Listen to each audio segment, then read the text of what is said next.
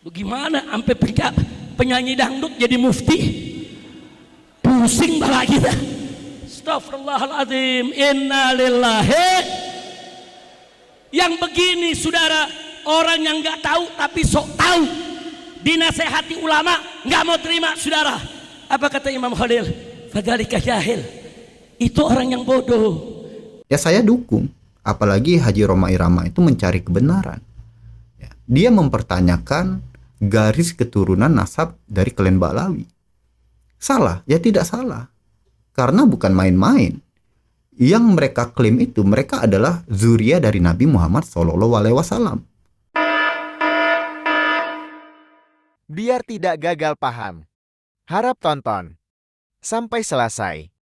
Dengan ilmunya, amin. Nah kita nih yang ngikutin kiai kita nih, setidaknya kita masuk golongan yang ketiga saudara. Nggak punya ilmu tapi mau hadir majelis taklim, nggak punya ilmu tapi mau dengar apa fatwa ulama. Alhamdulillah. Nah, jangan jadi golongan kedua, betul? Yang keempat bagaimana? Ini yang paling parah saudara. Yang keempat, warajulun la yadri wa la yadri annahu la yadri. Saudara, di sini dikatakan orang yang tidak tahu dan tidak tahu kalau dirinya tidak tahu. Udah nggak punya ilmu, nggak tahu diri, saudara. Nah dia nih, nggak punya ilmu, sok bikin fatwa sendiri. Nggak ngerti agama, sok bicara agama. Nggak ngerti tafsir, sok bicara tafsir. Nggak ngerti nasab, sok bicara nasab. Ada tidak? Ada tidak? Bagaimana sampai penyanyi dangdut jadi mufti? Pusing bala kita. Astagfirullahaladzim. Innalillahi. Yang begini saudara, orang yang nggak tahu tapi sok tahu, dinasehati ulama nggak mau terima saudara. Apa kata Imam Khalil? Fadzalika jahil. Itu orang yang bodoh. Kewajiban kita fatruku, tinggalkan dia. Ada yang nanya, Habib, kok orang bodoh ditinggal? Kan orang bodoh kan diajarin. Jawab jangan. Suruh jawab lagi. Jawab jangan. Nah kalau semua dijawab, PR-nya kapan? Ya udah, ini terakhir yang kita jawab, saudara. Ini orang begini, kalau orang Betawi bilang, udah goblok teka lagi. Nah, lu paham gak tuh? Udah goblok teka, udah goblok sok pinter, sok fatwa, sok bicara hadis tafsir, ulama di debat, ulama dikata-katain, ulama dikaki maki. Kurang ajar tidak? Kurang ajar tidak? Nah yang begini saudara harus ditinggalkan. Kenapa? Kenapa kita nggak nasehatin Habib? Bagaimana kita mau nasehatin ulama aja dimaki-maki, apalagi lu? Betul? Ulama dikaki-maki sama dia, berarti udah nggak mau dengar nasihat. Betul? Betul?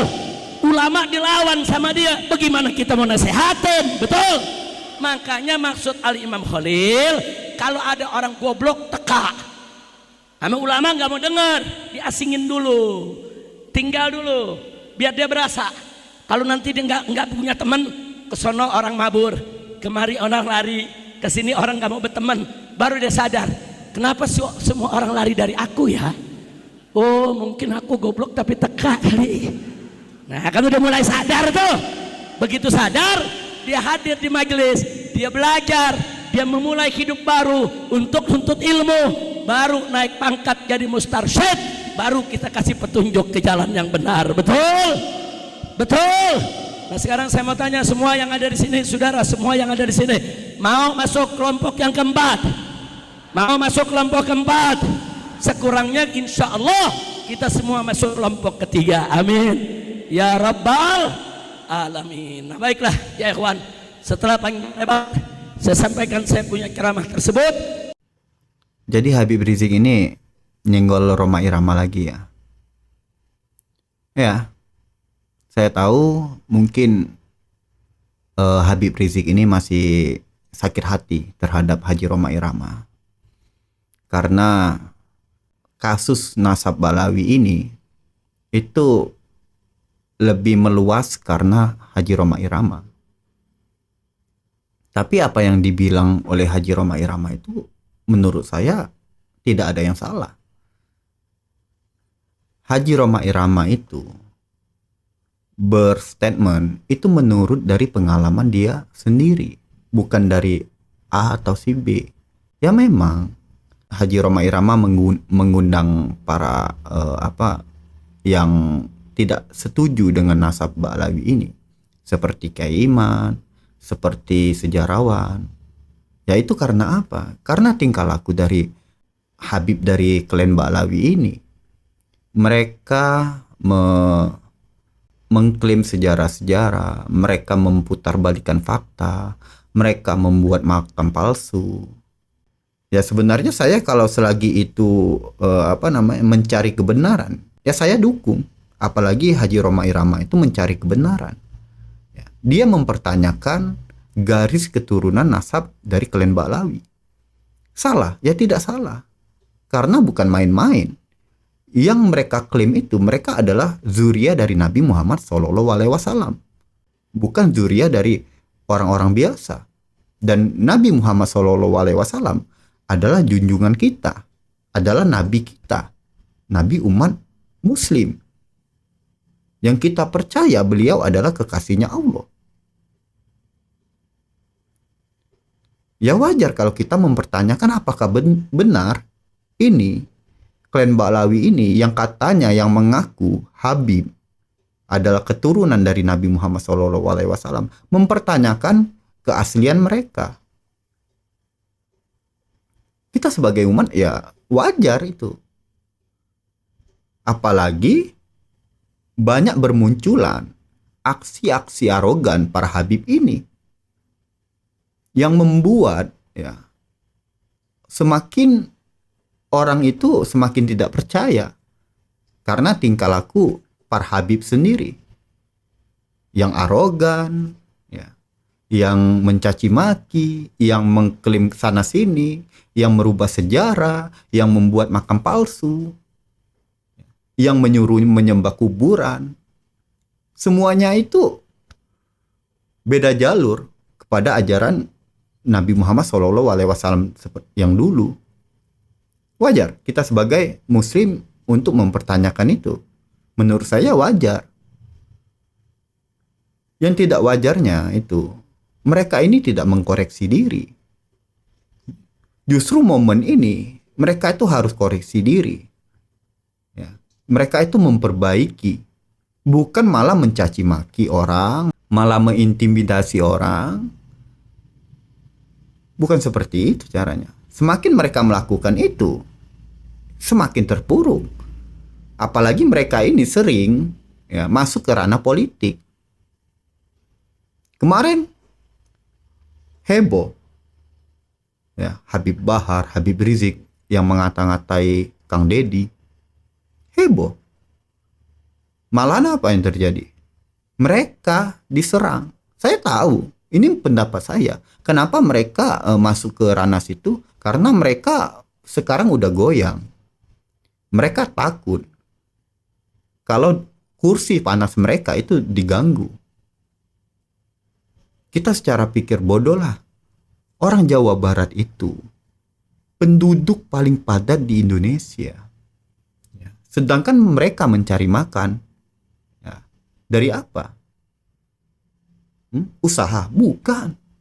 Mereka mencari makan dari kesana kemari. Kalau ruang gerak mereka dibatasi, apa yang terjadi? Pemasukan mereka mungkin sangat berkurang. Jadi dari situ mereka itu risau, mereka itu gelisah, mereka itu terganggu. Takut-takutnya mereka akan dibatasi. Itu. Makanya mereka menyerang Kang Deddy dengan alasan apa? Dengan alasan Kang Deddy musyrik, dengan alasan Kang Deddy syirik. Karena membuat patung. Wah, bukan gitu. Bukan gitu.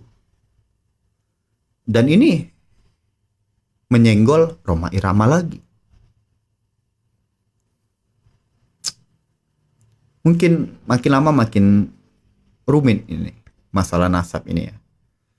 Saya itu bukan apa ya.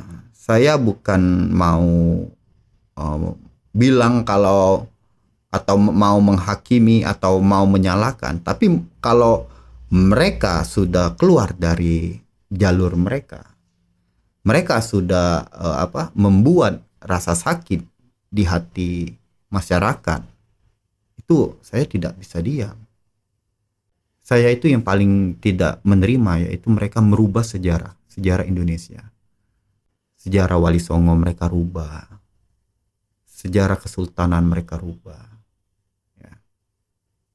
Banyak mereka rubah, makam-makam mereka rubah, makam keramat mereka habibkan, malah-malah mereka membuat makam palsu untuk dikeramatkan. Tujuannya apa? Tujuannya untuk mencari uang. Dan yang paling saya tidak terima yaitu pembodohan. Yaitu apa? Pembodohan dengan cara doktrin. Mereka selalu mengemas cerita-cerita leluhur mereka. Itu adalah doktrin itu. Dan ujung-ujungnya apa? Sumbangan. Dan yang lebih naasnya itu apa? Ya. Masyarakat kita itu dibodohi. Dan sudah tertanam di dalam pikirannya, di dalam mindsetnya, bahwa golongan Habib ini adalah orang suci yang patut kita jaga, yang patut kita sucikan. Dan mereka tidak sadar apa yang mereka lakukan. Ingat ya, makam Nabi Muhammad SAW ya, itu tidak dihias seperti kayak kamar pengantin. Enggak. Makam Nabi Muhammad itu biasa saja. Ya. Dan malah makam Nabi Muhammad itu tidak boleh kita kunjungi untuk berziarah. Takutnya apa? Takutnya musyrik, takutnya syirik. Dan ini para Habib ini selalu menganjurkan untuk berziarah ke makam-makam. Apalagi untuk makam para Habib. Itu ada makam Habib itu dikemas seperti kamar pengantin, pakai AC. Yang takutnya apa? Yang takutnya nanti kita berdoa bukan kepada Allah, kepada Tuhan, bukan itu. Yang takutnya nanti apa? Yang takutnya nanti kita berdoa kepada makam. Dan itu salah. Ingat, kita ini tidak ada yang namanya batasan. Kita sama Allah itu cukup dengan doa. Itu langsung nyampe. Nggak perlu kita katanya, aku tahu. Pasti dia bilang, harus ada pelantara, harus ini. Semakin kita berdoa dengan pelantara orang yang taat ibadah, orang kepada ulama, itu doanya semakin cepat sampai kepada Allah Subhanahu wa taala. Enggak gitu. Allah itu maha adil. Ya. Allah itu maha kasih. Dia tidak memandang umatnya sebelah mata. Umatnya sama, derajatnya sama. Cuman yang membedakan itu Nabi Muhammad SAW, karena dia adalah kekasihnya Allah. Kalau yang lain sama aja. Dan tolonglah untuk saudaraku ya, tolong. Jangan pernah mudah untuk terpengaruh, apalagi yang seperti itu. Takutnya ya, kita berdoa itu kepada makam. Kita menjunjung orang itu lebih kepada Nabi Muhammad SAW. Itu sama saja menghinakan Nabi kita. Ya semoga saja masyarakat kita itu terbebas dari doktrin-doktrin dari mereka ini ya.